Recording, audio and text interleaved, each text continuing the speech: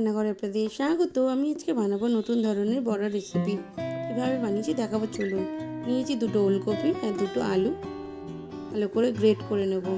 দিয়ে দিলাম একটুখানি ফুলকপি, দিয়ে দিলাম কাঁচা লঙ্কা কুচি, একটুখানি গুঁড়ো লঙ্কা, দিয়ে দিলাম স্বাদ মতো নুন, দিয়ে দিলাম বেসন, ধনে পাতা কুচি, পেঁয়াজ কুচি, দিয়ে দেবো চালের গুঁড়ো, দিয়ে দেবো 1 চামচ আদা বাটা, দিয়ে সবগুলো মাখিয়ে নেবো। এতে কিন্তু কোনো জল দেব না।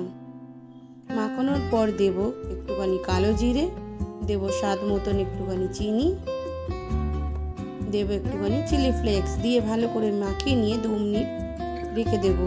2 মিনিটটা আমার গরম হয়ে গেছে। এরকমভাবে দিয়ে দেবো সবগুলো, দিয়ে এরকম উল্টে পাল্টে লাল করে ভেজে নেব। এরকমভাবে বাড়িতে বানাবেন, বানিয়ে খাবেন, খেতে অসাধারণ হয়। খেয়ে আমাকে কমেন্ট করে জানাবেন আপনাদের কেমন লাগলো। যদি ভালো লেগে থাকে প্লিজ সাবস্ক্রাইব করবেন।